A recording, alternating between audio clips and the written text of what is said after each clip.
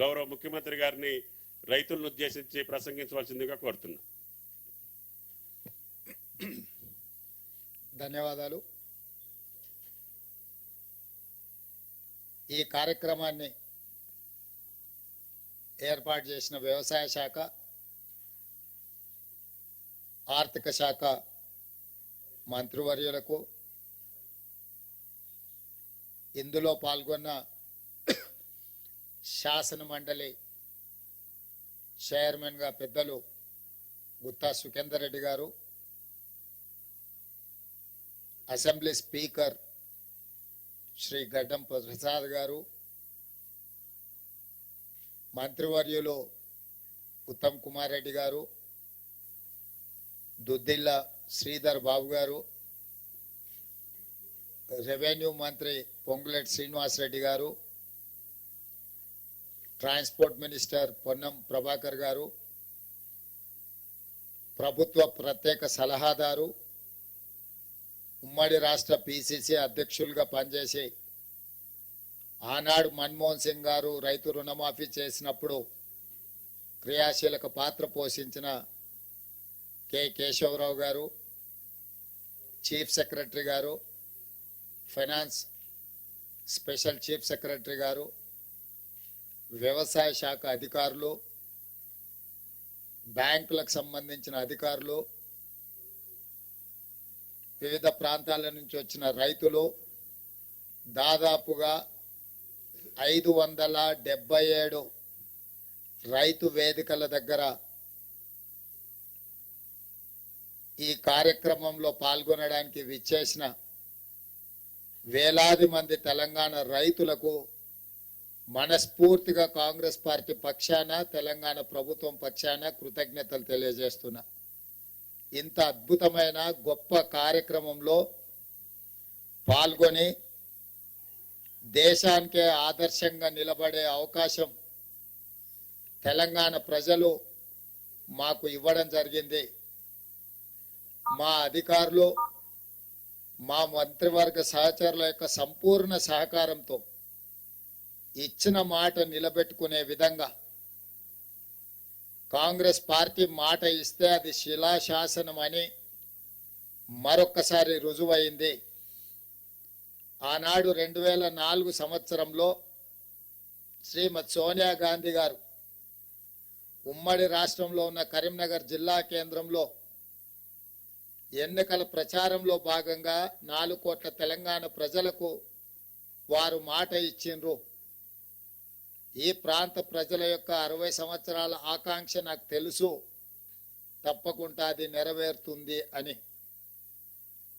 ఆ మాట ఇచ్చిన శ్రీమతి సోనియా గాంధీ గారు ఎలా అయినా మాట నిలబెట్టుకోవాలని ఎన్ని ప్రయత్నాలు చేసినా, ఎన్ని అవంతరాలు వచ్చినా, ఎంతమంది అడ్డంకులు సృష్టించినా, ఒక దశలో పార్టీకి తీరని నష్టం జరుగుతుంది, అత్యధిక పార్లమెంట్ స్థానాలు, అత్యధిక శాసనసభ స్థానాలు ఉన్న ఆంధ్రప్రదేశ్లో పార్టీ మనుగడనే కష్టమవుతుందని చెప్పి అన్న వాస్తవంగా అది జరుగుతుందని అంచనాకి శ్రీమతి సోనియా గాంధీ గారు వచ్చిన వెనక్కి తిరిగి చూడకుండా మాట తప్పని మడమ తిప్పని నాయకురాలుగా 4 కోట్ల తెలంగాణ ప్రజల యొక్క ఆకాంక్ష నెరవేర్చి తెలంగాణ రాష్ట్రాన్ని ఏర్పాటు చేయడం జరిగింది.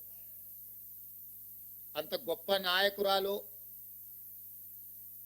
ఈ చరిత్రలో తెలంగాణ ప్రజలు శాశ్వతంగా గుర్తుపెట్టుకునే విధంగా తెలంగాణ రాష్ట్రాన్ని ఇచ్చి 10 సంవత్సరాలు పరిపాలన చేసిన నాయకులు 2014లో రైతులకు ₹1,00,000 రుణమాఫీ చేస్తామని హామీ ఇచ్చి అధికారంలోకి వచ్చి 5 సంవత్సరాలైనా 4 విడతల్లో చేస్తామని, అసలు మిత్తి చెల్లిస్తామని ఆ 5 సంవత్సరాలు రైతులను తప్పుదోవ పట్టించి మళ్ళీ 2018 సంవత్సరంలో కూడా అదే విధమైన ₹1,00,000 రుణమాఫీ మాట ఇచ్చి 5 సంవత్సరాలు పూర్తయినా వారు ఆ హామీని నెరవేర్చలేకపోయినారు. ఇది సందర్భం కాకపోయినా లక్షలాది తెలంగాణ రైతాంగానికి గుర్తు చేయవలసిన బాధ్యత ఈ రాష్ట్ర ముఖ్యమంత్రిగా నా మీద ఉన్నది. మొదటి 5 సంవత్సరాలలో ఆనాటి ప్రభుత్వం చెల్లించింది 12,000 కోట్ల రూపాయలు మాత్రమే. రెండవసారి 2018 నుంచి 2023 వరకు చెల్లించాల్సిన 16,000 కోట్లు, కానీ చెల్లించిన 9,000 కోట్లు కూడా సరిగ్గా చెల్లించలే. 10 సంవత్సరాలు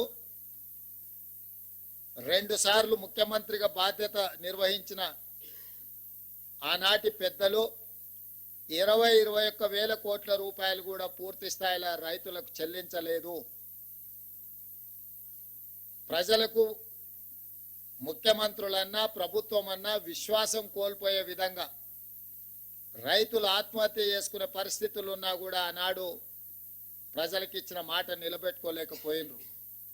కానీ కాంగ్రెస్ పార్టీ ప్రజా ప్రభుత్వాన్ని ఏర్పాటు చేస్తాం, ప్రజలు తీర్పిస్తే అని చెప్పి మే 6, 2022 నాడు ఇంతకుముందు ఎల్లయ్య చెప్పినట్టు వరంగల్ ఆర్ట్స్ కాలేజ్ మైదానంలో లక్షలాది మంది సమక్షంలో ఈనాటి లోక్సభ పక్ష నాయకుడు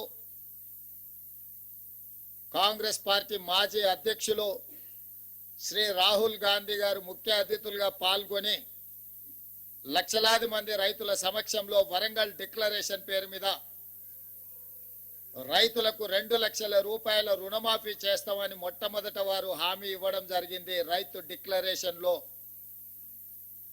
ఆ మాటను నిలబెట్టుకొని, ఆ మాటను గుర్తుపెట్టుకొని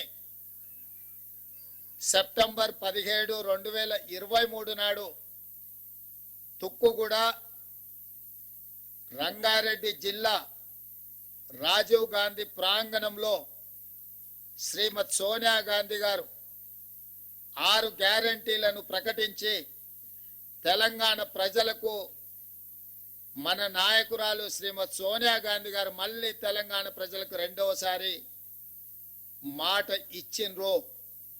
వారు స్పష్టంగా చెప్పిండ్రు, తెలంగాణ ఏ విధంగా అయితే మాట ఇచ్చి తెలంగాణ రాష్ట్రం ఇచ్చినమో అదే విధంగా సెప్టెంబర్ 17, 2023 నాడు రాజీవ్ గాంధీ ప్రాంగణం తుక్కుగూడ రంగారెడ్డి జిల్లా నడిగడ్డన నిలబడి 4 కోట్ల తెలంగాణ ప్రజలకు, లక్షలాది మంది తెలంగాణ రైతులకు నేను మాట ఇస్తున్నా, మీరు ప్రజా ప్రభుత్వాన్ని ఏర్పాటు చేయండి, తప్పకుండా మీకు 2 లక్షల రూపాయల రుణమాఫీ చేస్తా అని శ్రీమతి సోనియా గాంధీ గారు మాట ఇచ్చిండ్రు.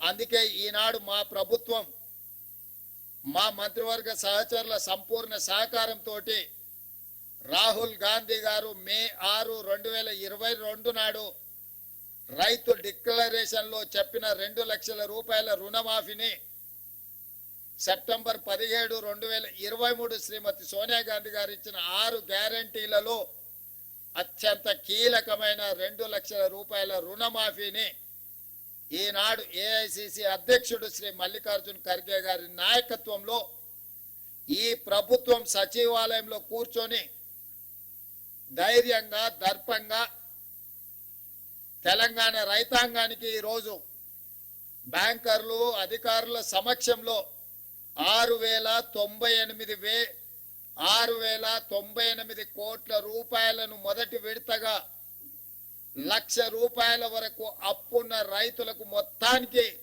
ఈ రోజు మీ ఖాతాలో జమ చేసి రైతు రుణ విముక్తి కలిగించి మీరు ఎలాంటి అప్పులు బ్యాంకులో ఉండకుండా మీ పాస్ పుస్తకాలు మీకు వచ్చే విధంగా ఈ రోజు కార్యక్రమాన్ని చేపట్టడం జరిగింది. సంపూర్ణంగా ఇది పూర్తి కావడానికి సహకరించిన మా అధికారులకు, మా సహచర మంత్రివర్గ సభ్యులకు తెలంగాణ రాష్ట్ర రైతాంగం తరఫున నేను కృతజ్ఞతలు తెలియజేస్తున్నా. ప్రజాప్రతినిధిగా ఒక జిల్లా పరిషత్ మెంబర్గా ప్రస్థానం మొదలుపెట్టిన నేను జిల్లా పరిషత్ చూసిన, శాసన మండలి ఎమ్మెల్సీగా పనిచేసిన, శాసన సభ్యుడిగా అసెంబ్లీలో పనిచేసిన, పార్లమెంట్ సభ్యుడిగా లోక్సభలో రాహుల్ గాంధీ గారు, సోనియా గాంధీ గారితో కలిసి పనిచేసిన ఈ 16 సంవత్సరాల సుదీర్ఘమైన రాజకీయ ప్రయాణంలో నా జీవితంలో మరుపురాని రోజు ఈ రోజు మీ సమక్షంలో ఉండి లక్షలాది మంది రైతులకు 2 లక్షల రూపాయల రుణమాఫీ చేసే భాగ్యము గొప్ప అవకాశము నాకు కలిగింది. మీకు మనస్ఫూర్తిగా ఈ అవకాశం అందించినందుకు ధన్యవాదాలు తెలియజేస్తున్నా. ఇవాళ ఇందులో 12/12/2018 అంటే చంద్రశేఖరరావు గారు ఏ రోజైతే కట్ ఆఫ్ డేట్ పెట్టి 11/12/2018కి లాస్ట్ రుణమాఫీ చేస్తా అని చెప్పిండో ఆ తెల్లారి నుంచే ఏ ఒక్క రోజు కూడా వృధా చేయకుండా 12/12/2018 నుంచి మొదలు పెడితే 9/12/2023 సంపూర్ణంగా 5 సంవత్సరాలు కేసీఆర్ పరిపాలించిన సమయంలో రైతులు చేసిన అప్పును 2 లక్షల రూపాయల వరకు ఉన్న అప్పును మొత్తాన్ని చెల్లించాలి అని ఈరోజు మా ప్రభుత్వం నిర్ణయం తీసుకొని డిసెంబర్ 9, 2023 కట్ ఆఫ్ డేట్ పెట్టుకున్నాము. డిసెంబర్ 9కు ఉన్న ప్రత్యేకత మీకు అందరికీ తెలుసు. తెలంగాణ రాష్ట్ర ఏర్పాటు ప్రక్రియను ప్రారంభించిన రోజు డిసెంబర్ 9. అదేవిధంగా మన తెలంగాణ రాష్ట్ర కళ సాకారం చేసిన శ్రీమతి సోనియా గాంధీ గారి జన్మదినం కూడా డిసెంబర్ 9. అందుకే డిసెంబర్ 9 మనందరికీ ఒక పండగ, మనందరికీ ఒక శుభకార్యం జరుపుకునే సందర్భము, మనందరం కూడా సంతోషాన్ని కలిసి పంచుకునే సందర్భం. అందుకే 3 తారీఖు నాడు ఫలితాలు వచ్చిన డిసెంబర్ 7 తారీఖు నాడు మేము అధికారికంగా ప్రమాణ స్వీకారం చేసిన డిసెంబర్ 9నే మనము కొలబద్దగా పెట్టుకొని రైతు రుణమాఫీ ఆ తారీఖు వరకు చెయ్యాలన్న ఆలోచనతోటి ఈరోజు ఈ ప్రభుత్వం ముందుకు వచ్చింది. ఇంత మంచి కార్యక్రమం అద్భుతంగా ఏ సమస్య లేకుండా ఏ అవాంతరాలు రాకుండా ఈ కార్యక్రమాన్ని పూర్తి చేసే ఒక సంకల్పంతో ఈరోజు ముందుకు వస్తున్నాము. ఇది మొదటి విడత మాత్రమే. 1,00,000 వరకు మొదటి విడతలో 100% లక్ష లోపల ఉన్న రైతులకు 100% రుణ విముక్తి కలిగించినము. 0 నుంచి 1,00,000 రూపాయల వరకు ఉన్న ప్రతి రైతుకు ఈరోజు రుణ విముక్తి జరుగుతుంది. రెండవ విడత 0 నుంచి 1,50,000 వరకు ఉన్న లక్షలాది మంది రైతులకు రెండవ విడత 100% రుణమాఫీ చేస్తాము. మూడవ విడత 0 నుంచి 2 లక్షల వరకు ఉన్న రైతులకు 100% రుణ విముక్తి చేస్తాము. 3 విడతలలో 31,000 కోట్ల రూపాయలు ఆగస్టు నెల పూర్తి కాకముందే మీ ఖాతాలలో నగదు చేసి ఎలాంటి నిబంధనలు లేకుండా కొంతమంది రైతు రుణమాఫీకి రేషన్ కార్డు కావాలని అడుగుతుంది ప్రభుత్వాన్ని అపోహలు సృష్టిస్తున్నారు. లక్షలాది మంది రైతులు రైతు వేదికలలో ఎక్కడైతే హాజరైనరో రేషన్ కార్డు కుటుంబాన్ని గుర్తించడానికి మాత్రమే, రైతు రుణమాఫీ చేయడానికి రేషన్ కార్డు ప్రాతిపదిక కాదు. రైతు రుణమాఫీ చేయడానికి ప్రాతిపదిక మీకు భూమి ఉండాలి, భూమికి పాస్బుక్ ఉండాలి. పాస్బుక్ బ్యాంకులో పెట్టి మీరు రుణం తెచ్చుకుంటే, రైతు రుణం తెచ్చుకుంటే ఆ రుణాన్ని మాఫీ చేస్తాము. రుణమాఫీకి కొలబద్ద పాస్ పుస్తకమే తప్ప రేషన్ కార్డు కాదు. గ్రామాలలో ఉన్న మీ మిగతా రైతులందరూ కూడా కొంతమంది దొంగలు ఏదైనా దొంగ మాటలు చెప్తే నమ్మొద్దు అని చెప్పి స్పష్టంగా వాళ్ళకు ఒక అవగాహన కల్పించండి. ప్రతి రైతుకు ఉన్న అప్పును మాఫీ చేయడానికి అవసరమైన అన్ని చర్యలు చేపడుతున్నాము. ఏదైనా సాంకేతిక లోపం వస్తే మీ సంబంధిత బ్యాంకు అధికారి దగ్గరికి వెళ్ళండి, వాళ్ళు సంపూర్ణంగా సహకరిస్తారు. ఈ రోజు అధికారులు కూడా ఈ సమావేశంలో ఉన్నారు. వాళ్ళందరికీ కూడా మేము విజ్ఞప్తి చేస్తున్నాము. విద్య పూర్తిగా రాని వాళ్ళు, సాంకేతిక నైపుణ్యం లేని రైతులు ఏదైనా చిన్న చిన్న తప్పిదాల వల్ల మీ కంప్యూటరీకరణలో ఏదైనా సమస్య వస్తే రైతులను కూర్చోబెట్టి ఆ రైతులకు ఒక అవగాహన కల్పించి ఆ రైతులకు రుణమాఫీ ఏ విధంగా పూర్తి చేయాలనో వాళ్ళకు అవగాహన కల్పించండి అని చెప్పి మేము బ్యాంక్ అధికారులను విజ్ఞప్తి చేయడం జరిగింది. వాళ్ళు ఒప్పుకున్నారు. వాళ్ళకు కూడా మనస్ఫూర్తిగా కృతజ్ఞతలు. అదేవిధంగా మన వ్యవసాయ శాఖకు సంబంధించిన అధికారులు అందరు రైతులను సమన్వయం చేసుకొని వాళ్ళ రైతుల ఖాతాలను తెలుసుకొని PACS లో వేసిన DCCB బ్యాంకులలో వేసిన డబ్బులు కూడా తిరిగి రైతుల ఖాతాలోకి చేరడానికి అవసరమైన అన్ని ఏర్పాట్లను చేయమని మా వ్యవసాయ శాఖ అధికారులు, మన వ్యవసాయ శాఖ మంత్రి ఆయనే స్వయంగా ఒక మంచి రైతు, ఆయన ఎప్పుడు సమయం వచ్చినా సందర్భం వచ్చినా వారు వ్యవసాయం చేస్తారు, వ్యవసాయం సమస్యలు తెలుసు. ఇక మా ఆర్థిక శాఖ మంత్రి బట్టి విక్రమార్క గారు మీకు తెలుసు, ఆదిలాబాద్ నుంచి ఖమ్మం వరకు వందలాది కిలోమీటర్లు పాదయాత్ర చేసి రైతులతో మమేకమై రైతుల సమస్యలను తెలుసుకొని వాటిని పరిష్కరించడానికి ఇవాళ ఆర్థిక మంత్రిగా వారికి ఉన్న అనుభవాన్ని అంతా ఉపయోగించి ఏ మాత్రం వనరుల ఇబ్బంది జరగకుండా ఈరోజు ముందుకు తీసుకెళ్తున్నాడు. వారికి ఆర్థిక మంత్రిగా బాధ్యత అప్పచెప్పినప్పుడు ఆయన గారు ఇచ్చిపోయిన అప్పు 7 లక్షల కోట్ల రూపాయలు. 7 లక్షల కోట్ల రూపాయలు ఆయన గారు అప్పు చేస్తే పెద్దలు బట్టి విక్రమార్క గారు ప్రతి నెల 7,000 కోట్ల రూపాయలు మిత్తి కడుతున్నాడు. అప్పు చేసిన అయ్యగారు మిత్తి కడుతున్నదేమో బట్టి విక్రమార్క గారు ప్రతి నెల తిన్నా తినకపోయినా ఉపాసం బండి అయినా పోయినసారి చేసిన అప్పులకు ఇప్పుడు మన బట్టి విక్రమార్క గారు ప్రతి నెల దాదాపుగా 7,000 కోట్ల రూపాయల మిత్తి కడుతున్నాడు. తెలంగాణ రాష్ట్రం వచ్చినప్పుడు సంవత్సరానికి 12 నెలలకు కలిపి కడుతున్న మిత్తి అప్పు 6,500 కోట్లు. ఆనాడు సంవత్సరానికి కట్టే బ్యాంకు అప్పు ఇవాళ ప్రతి నెల కట్టాల్సిన పరిస్థితి వచ్చింది. ప్రతి నెల గతంలో ప్రభుత్వ అధికారులకు జీతాలు ఇవ్వాలన్న కష్టంగా ఉండే, ఎత్తుకొని జమ చేసి ఇచ్చే పరిస్థితి. అక్కడి నుంచి ప్రభుత్వ అధికారులకు పెన్షన్దారులకు ప్రతి నెల 1వ తారీఖు నాడు 5,000 కోట్ల రూపాయలు జీతభత్యాలకు ఈరోజు మనం కేటాయిస్తున్నాము, నిధులు విడుదల చేస్తున్నాం.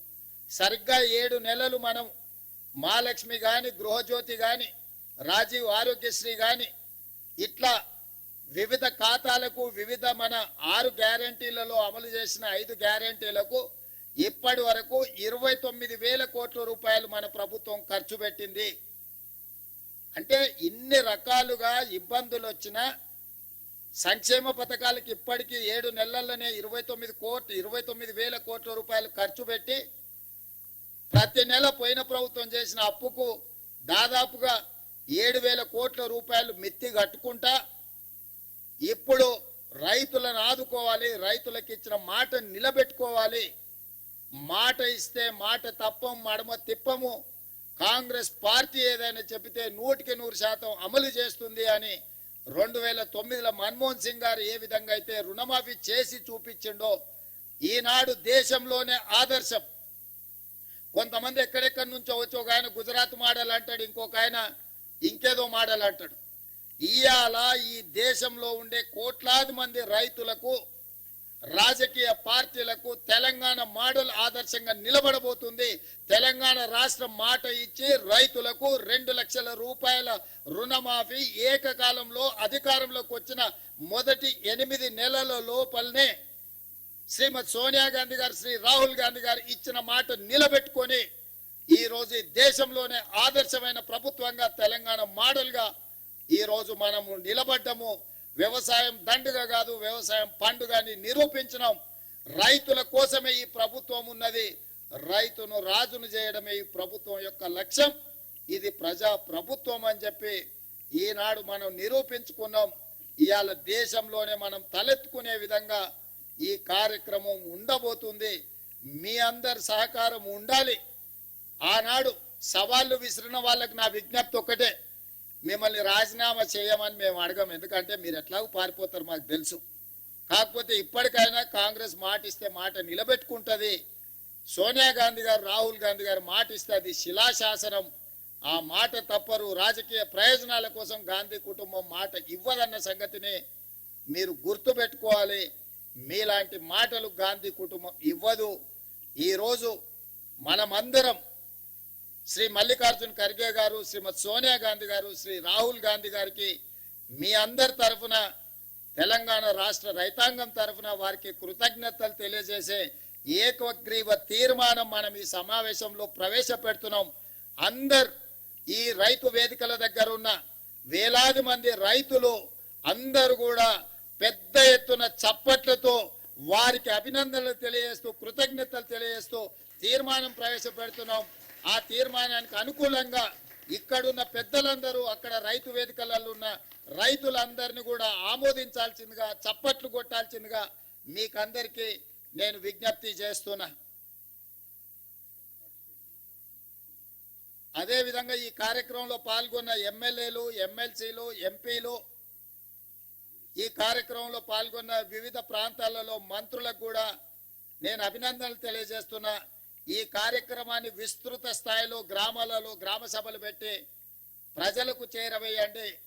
ఎవరికైనా అవగాహనలో లోపం ఉంటే కాంగ్రెస్ పార్టీ కార్యకర్తలు రైతులకు సహకరించి రైతులను సమన్వయం చేసి బ్యాంకుల దగ్గరికి తీసుకెళ్లి వాళ్ళకు సహాయంగా ఉండి వాళ్ళ రుణమాఫీ జరిగే విధంగా మీరు ముందుకు వెళ్ళాలి అని చెప్పి మా సహచార శాసనసభ్యులకు, శాసన మండలి సభ్యులకు, పార్లమెంట్ సభ్యులకు నేను సూచన చేస్తున్నా.